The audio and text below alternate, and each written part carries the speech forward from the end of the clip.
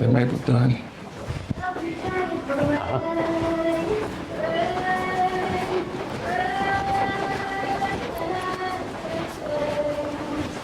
Let's see here. Dang. What's going on with these flowers? Like all of them are falling down. All right, let's go this way. Where is she? So, we got a little trouble finding a patient. Finding the patient. Trying to find the patient. Like, not being able to find your patient, bad.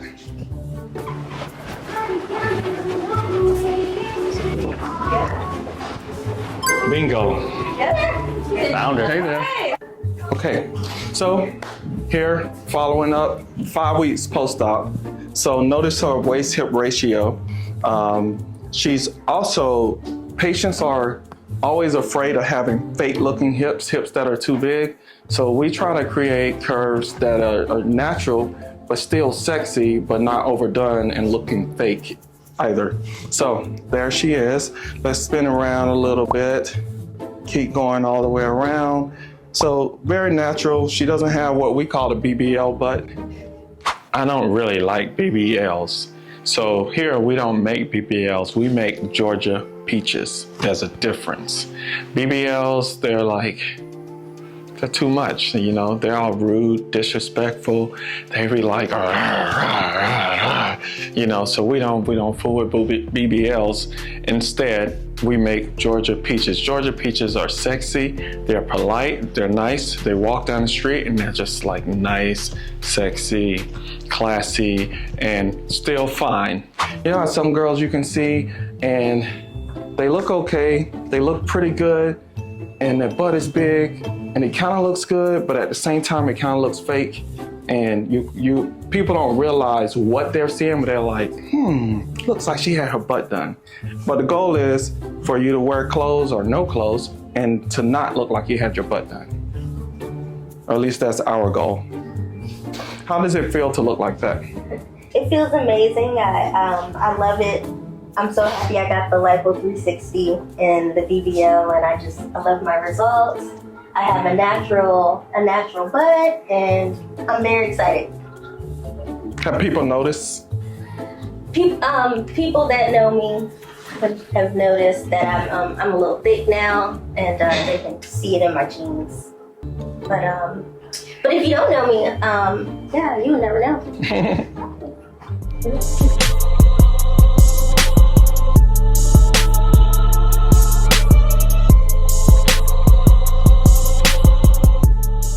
We did eventually find a patient. Thank you. Thank you. We'll see ya. All right, we got that patient waiting upstairs. It takes about 4 to 6 months for it to settle. Okay. And that means your skin is not thickened, it's not inflamed anymore, it's all relaxed. Initially, they may be a little bit like torpedoes. So we never make the breasts, yeah. Okay. We never make the breasts exactly like how we want them to look. Okay. Because when they settle, they won't look the same. Okay. That's why it takes some patience. It's a process. You know, it's not like you get breast surgery and in 1 month you're like, bam, like I never had breast surgery. Okay. You know. So headlights will be a real thing. They're gonna be real, yes. Okay. But even the most beautiful, perfect breasts, they're not pointing straight, exactly straight. There's always some ptosis. You want a little bit of ptosis, a little bit of drooping.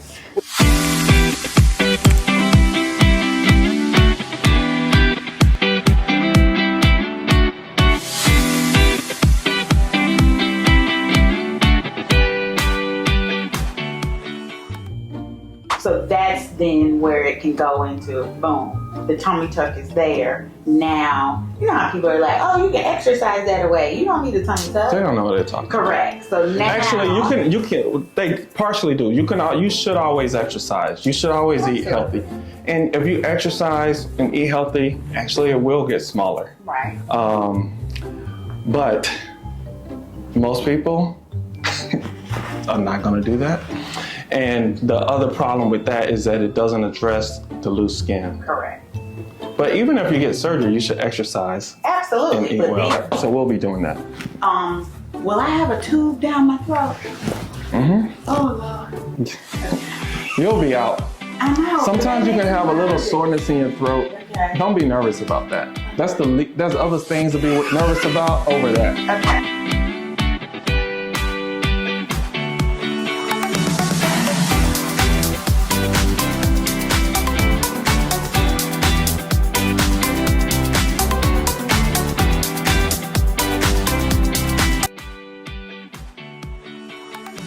And also, I want you to do this, Okay. like you're pressing the gas. Okay. Both feet, 15 times an hour every hour.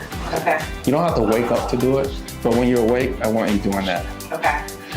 That causes your calf muscle to contract and squeeze on your lower extremity vessels to help blood travel against gravity back towards your heart. That way the blood's not just pooling there and not moving. Okay. Yep. Oh, the whole looking like a Ken doll. Does the pubic area get pulled up? The monos? I know you ain't never heard that one. People say you Wait. looking like a Ken doll. A Ken doll? I haven't heard that one. People on the internet, please stop making up stuff. It's hard for us to keep up with it. Just let the doctors come up with the diagnosis. But there's all of these phrases and terms on the internet. I hear something new every month, and none of it's official, and it's something that some patient started. Maybe they're an influencer and they caught on, and now everybody's saying it. And now the doctors don't even know what they're talking about. But apparently this Ken body is when the pubic area is pulled up too far and they have like this big flat pubic area that goes all the way up almost to the belly button. I have seen that, but that's not what we're gonna give her. There's a lot of stuff on the internet I'm learning about. Yeah, like, wait a minute now. So, basically like that. Like your pubic area is up too Your high. monos is being swollen. Yeah, we call it mons. Okay, Yeah, mons, yeah. Well, you look like a Ken doll. Yeah, we won't have you looking like a kid. But I do get what you're saying. I never heard that phrase, but yeah, I get it. Yeah, I gotta get out So the internet. that's what people don't understand. It's not as simple as they think.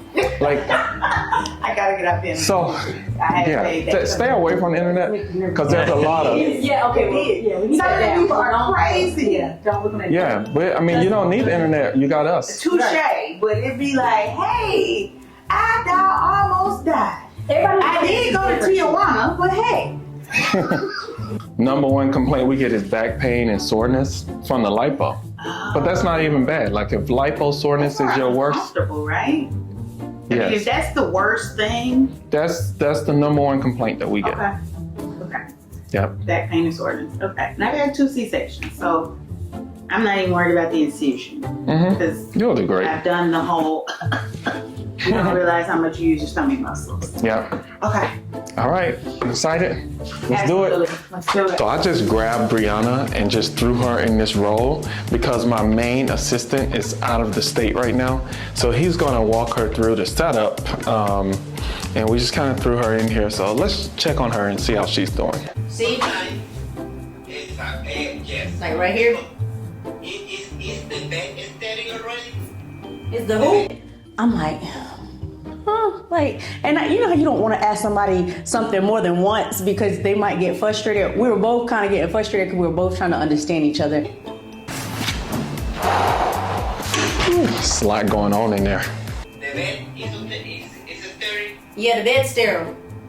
Okay, you can use the bed to set everything because it's longer. Okay, cool. It was a lot going on, and I just wanted to make sure it was perfect for the doctors because they move at a fast pace, so you kind of have to move 2 times as the speed of them because you want to make sure they're on point, they have everything they need, their implements, their tools, and if you set one thing up wrong, especially during the OR process, it slows them down. And doctors don't like to be slowed down. They like to have everything ready, prompt, and in and out. Use the bed to set everything because it's longer. Okay, cool. Thank you. Today was fun. Just another fun day in the life of plastic surgery. Stay tuned for more of this to come. Oh, look at this new body. I know, right? Oh, and I will say, there is no Ken doll. Thank you. You're not a Ken doll. Oh my gosh, that is so sweet. All right, so we do not make centaurs. That's not what we do. Or Ken dolls. Oh boy, Ken dolls.